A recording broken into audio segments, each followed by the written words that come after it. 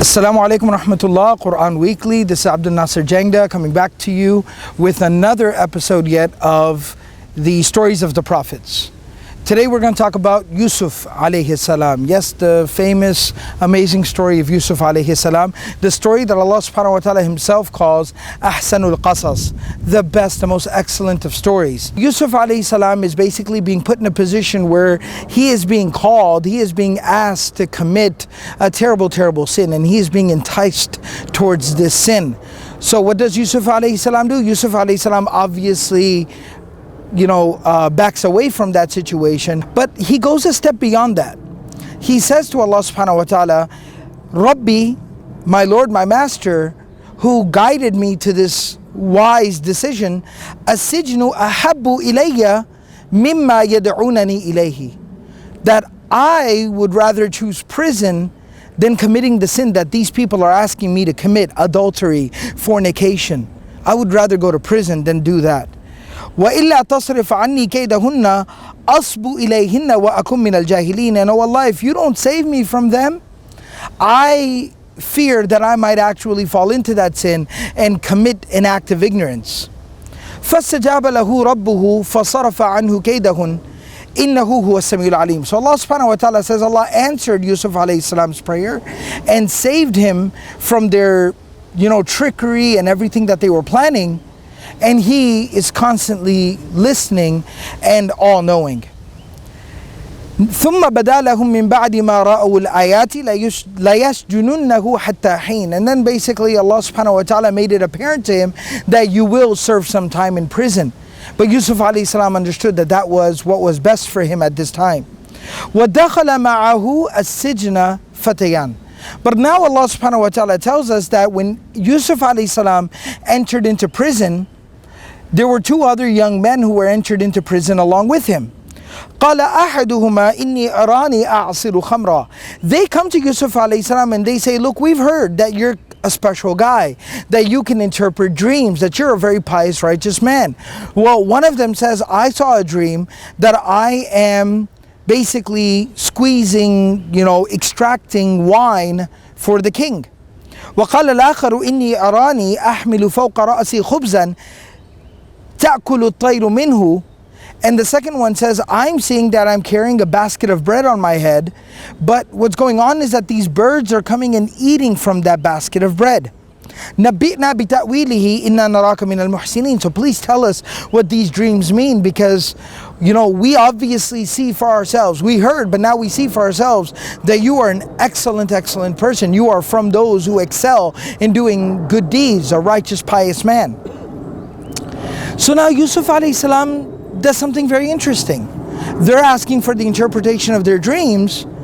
Yusuf alayhi salam says, this is the ideal opportunity to have a very important conversation. What does he say? قَالَ لَا يَأْتِيكُمَا طَعَامٌ تُرْزَقَانِهِ إِلَّا نَبَّأْتُكُمَا بِتَأْوِيلِهِ قَبْلَ أَنْ يَأْتِيَكُمَا. He says that, first of all, let me establish one thing. Before your next meal arrives, before lunch is served, I will have told you the interpretation of your dreams. So meaning what? I'm not putting this off. I'm not brushing you off. I'm not trying to find a way out of this situation. I will tell you what your dreams mean, and I'll tell you in fact before lunch is served. So I need you to stay with me here. I need you to pay attention, because you're asking me for something. I'd like to share something with you as well. ذَلِكُمَا مِمَّا عَلَّمَنِي رَبِّي. He says, first of all, how do I interpret dreams? I'm not some angel that I interpret dreams. Rather, this is something my Lord, my Master, Allah taught me to do. إِنِّي تَرَكْتُ مِلَّةَ قَوْمٍ لَا يُؤْمِنُونَ بِاللَّهِ وَهُمْ بِالْآخِرَةِ هُمْ كَافِرُونَ. He says, I have left the religion, the way of those people who don't believe in Allah, and they disbelieve very vehemently in the life of the hereafter. They reject belief in the life of the hereafter. But rather, what do I do? What's my path in life? وَاتَّبَعْتُ مِلَّةَ آبَائِي إِبْرَاهِيمَ وَإِسْحَاقَ وَيَعْقُوبَ. He says, I follow the religion, the path of my forefathers, Abraham, Isaac, and Jacob, Yaqub. مَا كَانَ لَنَا أَن نُشْرِكَ بِاللَّهِ مِنْ شَيْءٍ. That it is not fitting for us. It was never an option for us to ever associate anything with Allah as a partner. ذَلِكَ مِنْ فَضْلِ اللَّهِ عَلَيْنَا. This is from the huge blessing that Allah has showered upon us. وَعَلَى النَّاسِ, and upon people. وَلَكِنَّ أَكْثَرَ النَّاسِ لَا يَشْكُرُونَ. But rather most people, they don't appreciate this fact that Allah has given us this information. Allah has taught us this. And then he says, يَا صَاحِبَيِ السِّجْنِ. Oh, my two companions in prison, my two buddies, my two prison mates. أَأَرْبَابٌ مُتَفَرِّقُونَ أَأَرْبَابٌ مُتَفَرِّقُونَ خَيْرٌ أَمِ اللَّهُ الْوَاحِدُ الْقَهَّارُ. He said, what's better? Is it better to worship many different deities and gods and lords? Or is it better to worship Allah, who is one, alone, unique, and dominant and powerful? Who do you think it's better to worship? What makes more sense to you? To worship these scattered lords and gods and idols that you don't even understand fully? Or to worship Allah, who is one, alone, unique, and almighty and all powerful, and He's the one that's given me the gift that I'd like to share with y'all.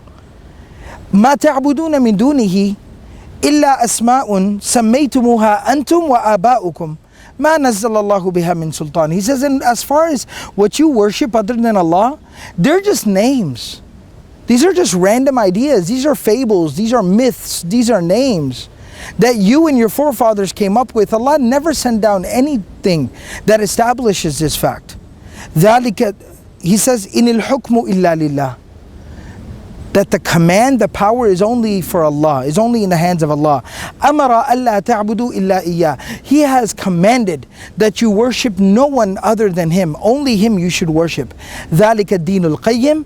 This is the proper way to live one's life.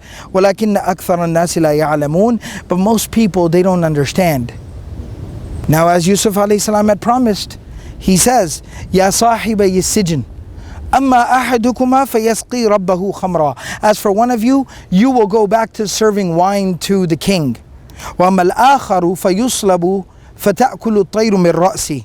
And as for the other, you will be killed, you will be executed, and birds will come and peck away at your head after you are dead, after you have been hung. قُضِيَ الْأَمْرُ الَّذِي فِيهِ تَسْتَفْتِيَانِ. And that's exactly what ended up happening with the two people that asked the question to Yusuf alayhi salam. So this is a very interesting story from the life of Yusuf alayhi salam. This is an amazing event from his life, from his story that's told to us in the Quran. Why did I choose to share this story with y'all today? And why did I say that this had a profound impact on me? Let me explain. Yusuf alayhi salam is a prophet of Allah. He is a caller and inviter to Allah. That's what he does. Now he's found himself in a bit of a predicament. He was dealing with some serious circumstances which lead to him in being in prison. But he does not let that stand in the way of him living out the potential, the purpose of his life. He does not let that get in the way of his identity, who he is, the purpose of his life. He is a prophet of God. He is a prophet of Allah. He invites people to Allah. So if he's out in the open, if he's free, if he's in the free, if he's living at home, he invites people to Allah. But if he is locked up in prison, he still invites people to Allah. And then a couple of quick tips for that person doing some work of da'wah, talking to people, trying to invite people to Allah. A couple of tips we pick up from Yusuf alayhi salam, a prophet of Allah. Number one, look for the opportune time.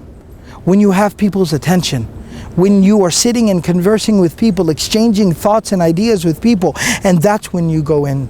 That's when you try to, that's when you basically share this message with them. The second thing is that Yusuf alayhi salam doesn't just abstractly talk about Allah, but what does he do?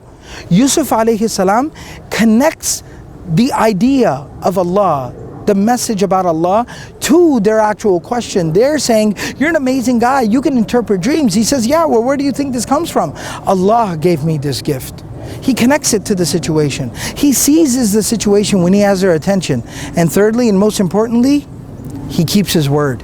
He's a man of his word. He told them, I will tell you what your dream means before lunch is served. And what happened? He told them what their dreams meant before lunch was served. And whether they believed or not, it was on them. So, an inspiration that I take from this story of Yusuf alayhi salam, remember who you are. You're a Muslim. Wherever you go, no matter what the circumstances are, what they're saying on the news, what the Islamophobes are saying, or whatever's going on, you are a Muslim.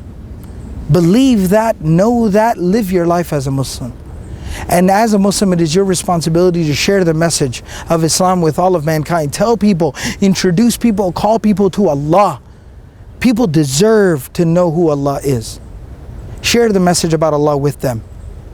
But when you do so, remember to be a man of integrity like Yusuf alayhis-salam. I hope everyone benefited from today's lesson, from stories of the Prophets. Inshallah, I'll see y'all next time. Jazakumullahu khairan. Wassalamu alaikum wa rahmatullahi wa barakatuh.